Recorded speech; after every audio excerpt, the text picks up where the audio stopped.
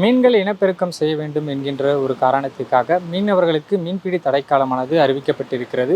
இந்த மீன்பிடி தடைக்காலமானது ஏப்ரல் 15ஆம் தேதி தொடங்கப்பட்ட இந்த மீன்பிடி தடைக்காலமானது இன்று வரை அமலில் உள்ளது. இன்னும் ஒரு 60 நாட்கள் இந்த மீன்பிடி தடைக்காலமானது அமலில் இருக்கும். மீனவர்களிடம் அவர்களுடைய குறைகளையும் அவர்களுடைய இந்த மீன்பிடியே அவர்களது முக்கிய தொழிலாக அவர்கள் முன்வைத்து பணி செய்கிறார்கள், அவர்களிடம் கேட்கலாம். ஆனால் இந்த மீன்பிடி தடைக்காலமானது கவர்மெண்ட்லேருந்து அறிவிச்சிருக்காங்க. இது வந்து ஒரு 60 நாட்கள் கடந்தும். அந்த 60 நாட்கள் உங்களுடைய பணியாக வேறு என்ன பணியாக இருக்கும்? பணின்னா சும்மா தான் இருப்போம். அவ்வளோ 60 இந்த மீன் பிடிக்கிற வலையெல்லாம் ரெடி பண்ணிவிட்டு ரிப்பேர் பண்ணிவிட்டு அதெல்லாம் அந்த வேலை தான் பார்ப்போம். சின்ன போட்டாக எடுத்துகிட்டு போயிட்டு கரையில் தட்டுற மாதிரி அந்த மீன்லாம் வரும். அதை நாங்கள் வந்துட்டு பிடிச்சிக்கிட்டு வந்துடுவோம் மீன் தடைப்பிடி காலத்தில். இந்த மீன் பிடிக்கிற தடை காலம் எங்களுக்கு 60 நாள் கொடுத்துருக்காங்க. அந்த 60 நாள்லேயும் நாங்கள் வந்து மக்களும் சரி கடலோர பகுதியில் இருக்கிறவங்களும் ரொம்ப பாதிப்பு தான். ஆனால் ஆழ்கடலில் போய் மீன் பிடிக்க முடியாது. சின்ன சின்ன கட்டு மரத்தில் போயிட்டு இந்த ஓரத்தெல்லாம் மீன் பிடிப்போம். அதனால் வந்து மக்களுக்கு வந்து வாழ்வாதாரம் வந்து கம்மியாக தான் இருக்கும். இந்த டைமில் வர ஸ்கூல் டைமு ஃபீஸ் கட்டுறது, காலேஜ் ஃபீஸ் கட்டுறது அதெல்லாமே ரொம்ப கஷ்டமாக தான் இருக்கும்.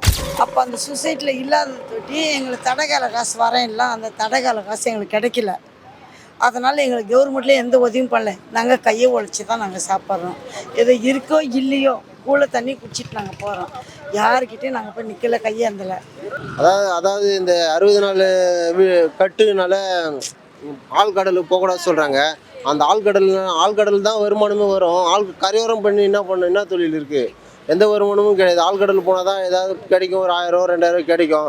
இந்த மீன்பிடி தடை காலத்துக்கு அரசாங்க சார்பில் எதனா நிதி எதனா தராங்களா? 5000 ரூபா கொடுப்பாங்க. இந்த வருஷம் வந்து 8000 ரூபா கொடுத்துருக்காங்க.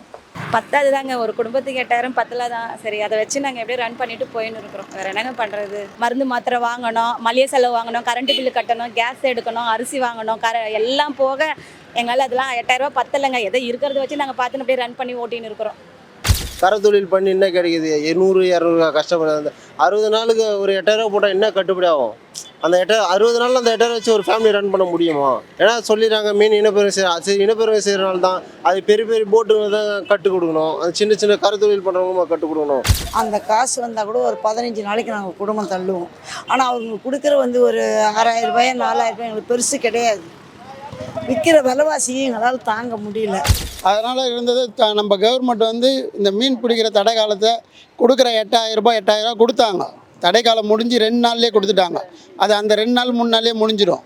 தெரியுதுங்களா? அது எங்களுக்கு பத்தாதுன்னு சொல்லிட்டு இந்த அதிக பற்றி தான் நாங்கள் கேட்குறோம். மீனவர்களும் மீனை விரும்பி வரவங்களும் அதிக பேர் இருக்காங்க. அவர்களுக்கு மீன் இந்த நாட்களில் இங்கே வரத்துக்கான வாய்ப்புகள் அதிகமாக இருக்குமா? அவங்க வந்து ஏமாற்றத்துடன் செல்வார்கள். இல்லை, ஃப்ரெஷ் மீனுக்கு ஏமாற்றத்தோடு தான் செல்லும். ஃப்ரெஷ்ஷாக கிடைக்காது. ஏன்னா காற்றின் வேகம் இந்த நாளில் ஒன்றும் புயல் எடுக்கிறனால, சித்திரை மாதம் புயல் எடுக்கிறனால இது எப்போ எடுக்கும் எதை எடுக்கும் யாராலையும் சொல்ல முடியாது. யாராலையுமே சொல்ல முடியாது. கரையோரம் தொழில் பண்ணின்னு ஏதோ கிடைக்குது. 100 200 500 கிடைக்குது. அதை வச்சு ஃபேமிலி ரன் பண்ணுறதா இருக்குது. இந்த மீன் பிடிக்கிற தடை காலத்தில் வந்து மீன் நம்ம தமிழ்நாட்டுக்கு சேல்ஸ் ஆகணும்னு பார்த்தீங்கன்னா நம்ம சின்ன போட்டு மீன் தான் கிடைக்கும். ஆனால் அதிகமாக கிடைக்காது. வெளி மாநிலத்து மீன் கிடைக்கும். இங்கே நம்ம கேரளா மீன் வரும். இந்த பக்கம் போனால் ஆந்திராவும் வராது, கேரளா மீன் வரும். அதனால் வந்து நம்ம ஆந்திரா ஸ்டேட்லேருந்து கேரளா ஸ்டேட்லேருந்து மீன் இறக்குமதி பண்ணுவாங்க. அதுதான் வந்து நம்ம மக்கள் வந்து எடுத்துன்னு வந்து மக்கள் பயன்பாட்டுக்கு சேல்ஸ் பண்ணுறாங்க. ஜெம் செய்திகளுக்காக ஒளிப்பதிவாளர் கிருபாகரனுடன் செய்தியாளர் லோகேஷ்.